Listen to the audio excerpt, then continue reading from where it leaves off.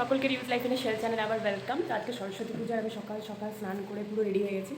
শাড়ি টাড়ি পরিনি, কারণ বাড়িতেই পুজো হবে। তো চলো রান্নাবান্না করতে হবে, মানে প্রসাদ বানাতে হবে। দেন আর যেহেতু বাড়িতেই পুজো হবে, তাই একটা কমফোর্টেবল ড্রেস পরলাম। এই ড্রেসটা আমি শান্তিনিকেতন থেকে কিনেছিলাম, আর ফার্স্টবার পরলাম এবং খুবই সুন্দর এবং খুবই কমফোর্টেবল।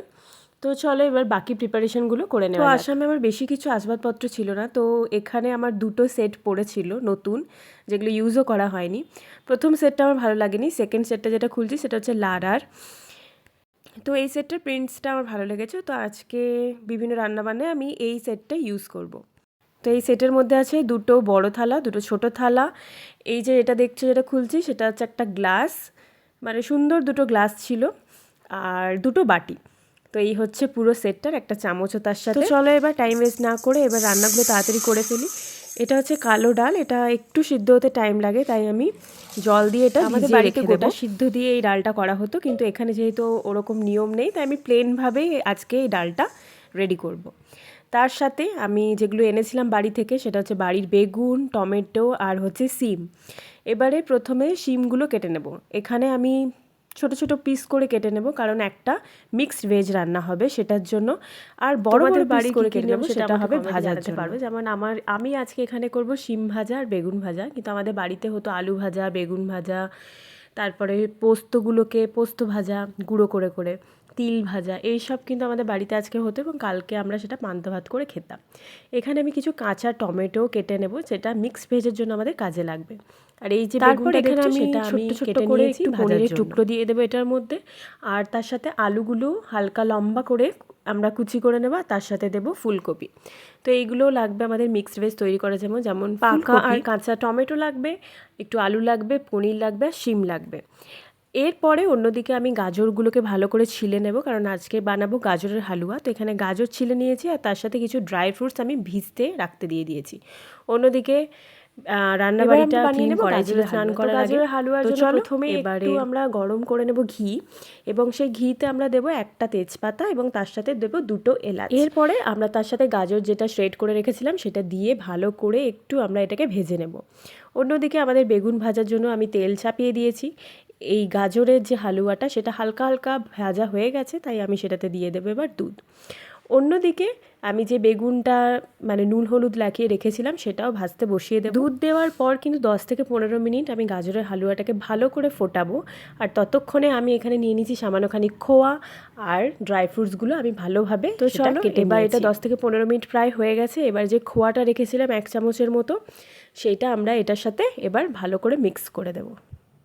আর অন্যদিকে আমার যে বেগুন ভাজাগুলো ছিল সেগুলো নর্মালি ভাজা হয়ে গেছে, তো আমি বসিয়ে দিয়েছিলাম শিমগুলো নুন হলুদ দিয়ে সেদ্ধ হয়ে গেছে। এবার বেগুনের সেম তেলে আমরা সামান্যখানি সর্ষে দেব।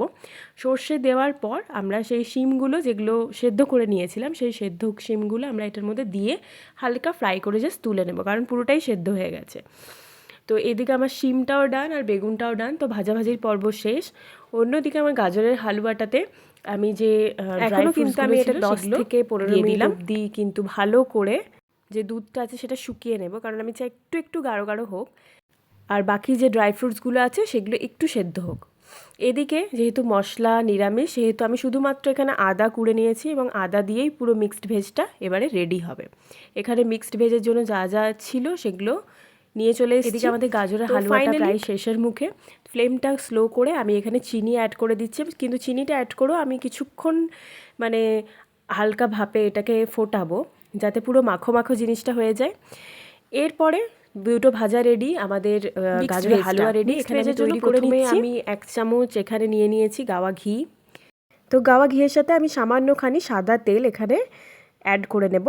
তারপরে ওয়েট করবো এটা গরম হয়ে যাওয়ার। এখন ঘিটা তেলটা দুটোই গরম হয়ে গেছে ভালোভাবে। এরপরে আমি ফুলকপি যেগুলো ছিল সেগুলোকে আমি এটার মধ্যে দিয়ে সাথে না আমরা আলুগুলো ভালো করে ফ্রাই করে নেব, কারণ এই দুটোই মেনলি ফ্রাই হতে একটু টাইম নেবে, তাই এই দুটোকে ফার্স্টে ফ্রাই করব, দেন বাকি যে আমাদের জিনিসগুলো আছে সেগুলো ফ্রাই করব। তো ফ্রাই করার জন্য আমরা সামান্যখানি নুনও এটার মধ্যে দিয়ে দিলাম। তো এই ফুলকপি আর আলুটা যেহেতু অনেকটা বেশি টাইম লাগে, তাই আমরা এই দুটোকে ফার্স্টে ভালো করে ফ্রাই করে নেব। দেন কিছুক্ষণ এই দুটোকে ফ্রাই করার পর আমাদের আছে সেই শিমগুলোকেও দিয়ে 3টেকে একসাথে ভালোভাবে ফ্রাই করে নেবো। এমনভাবে ফ্রাই করে নেবো যেন 70% হয়ে যায়। আর অন্যদিকে আমি সামান্যখানি পোস্ত একটা লঙ্কার সাথে এখানে ভিজিয়ে রেখেছি, তো চলো, একটা গ্যাস ওভেন ফ্রি, তো আমি এখানে করে নেব ডালটা বানানোর জন্য কিচ্ছু না, শুধুমাত্র সামান্যখানি আমি এখানে সরষের তেল নিয়েছি। এটা আমাদের ওখানে গোটা সবজি দিয়ে করে, কিন্তু এখন আমি করছি না, প্লেনভাবে করছি। তো সেই তেলে আমি একটা শুকনো লঙ্কা, তার সাথে একটা তেজপাতা, সামান্যখানি জিরে, এইগুলো ভালো করে আগে আমি মানে ভেজে নেব, ফ্রাই করে নেব। দেন আমরা যে ডালটাকে ভিজিয়ে রেখেছিলাম সেই ডালটা পুরোটা জল সমেত এখানে ঢেলে দেবো। এই ডালটা না অন্যান্য ডালগুলোর তুলনায় অনেকটা কিন্তু শক্ত, তাই অনেকক্ষণ তোমরা ভিজিয়ে রাখো, পারলে আগের দিন রাত্রের থেকেও তোমরা ভিজিয়ে রাখতে পারো।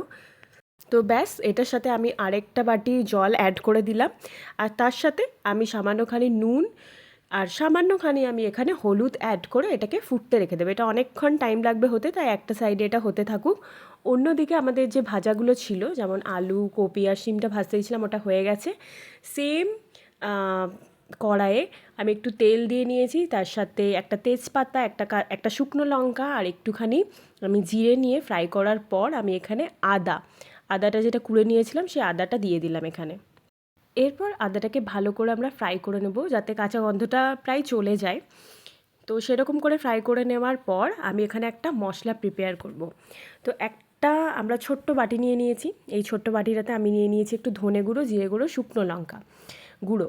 সেটাকে জল দিয়ে ভালো করে মিক্স করে নিয়ে ওই যে আদাটার পেস্টটা ছিল ওটার মধ্যে দিয়ে দিলাম। এটাই হচ্ছে মেন মশলা।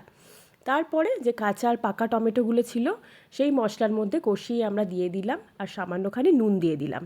অন্যদিকে আবার পোস্তটাও বাটা হয়ে গেছে, আর যে সব ভাজা আমাদের সবজিগুলো ছিল সেগুলো মশলাতে দিয়ে এরপরে মশলাটাকে এবার ভালোভাবে কষিয়ে নেব, যাতে পুরোপুরিভাবে আমাদের যে সবজিগুলো আছে সেগুলো সেদ্ধ হয়ে যায়। মধ্যেখানে আমি একটু চিনি, নুন, মানে মিষ্টি, লবণ এগুলো মিক্স করে স্বাদ মতো সেটাকে রেখে দিলাম। প্রায় যখন সবজিগুলো সেদ্ধ হয়ে গেছে, এবার আমরা যে ভেজে রাখা যে পনিরগুলো ছিল আমাদের, সেই ভেজে রাখা পনিরগুলো এই তরকারিটার সাথে আমরা এবার মিক্স করে নেব। মানে ধরো 5 মিনিট ধরে এবারে এটাকেও কষাবো, যাতে পুরো মশলাগুলো পনিরটা অ্যাবজর্ব করতে পারে এবং পনিরের ভেতরে পুরো মশলা ঢুকে যায়। দেখো কি সুন্দরভাবে এই পুরো সবজিটা মিক্স হয়ে গেছে। এরপরে আমরা এটাতে যে পোস্তটা বেটে রেখেছিলাম সেই পোস্তটা আমরা এটার মধ্যে ঢেলে দেবো। এবারে কিন্তু আমরা গ্যাস কিন্তু পুরো স্লো ফ্লেমে রেখেছি।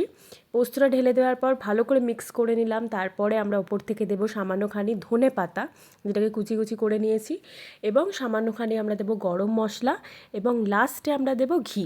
তো রান্নার শুরুতে অনেকটা ঘি ইউজ করেছি, তো এখানে মোটামুটি ধরো ছোটো চামচের 1 চামচ আমরা ঘি দিয়ে এরপরে গ্যাসটা বন্ধ করে আমাদের রেডি হয়ে গেছে। তো এটা রেডি, আর তার সাথে সাথে আমাদের গাজরের হালুয়াটাও কিন্তু এখানে রেডি। ওপরে ড্রাই ফ্রুটস দিয়ে আমি সাজিয়ে নিয়েছি। তারপর আমি গেলাম পুজোর জায়গায়। পুজোর জায়গার অনেক কাজই কিন্তু অনেক সকাল থেকে আমি করে রেখেছিলাম, তাই অতটা প্রবলেম হয়নি। রান্না করতে যতটা টাইম লাগে ততটাই। তো বাকি যে প্রিপারেশনগুলো ছিল, যেরকম ধূপ ধুনো, তারপরে আরতি করার যে জিনিসগুলো, সেগুলো আমি এখানে রেডি করে নিচ্ছিলাম। আর এখানে যতটা আমি পেরেছি ততটা সাজানোর চেষ্টা করেছি। যেরকম একটা উলের আমার কাছে এখানে চাদর ছিল, যেটা ঠাকুরের জন্য ইউজ হয়, সেটার ওপরে আমি নিজের বই খাতা, যেগুলো আমি পড়াশোনা করি, সেই বই খাতা রেখে, তারপরে নারকেল দিয়ে সরস্বতী ঠাকুরের ফটো রেখে, তারপরে আমি পুষ্পাঞ্জলি, পুরো পুজো কমপ্লিট হলো আমাদের। এই হচ্ছে পুজোর পরের লুক।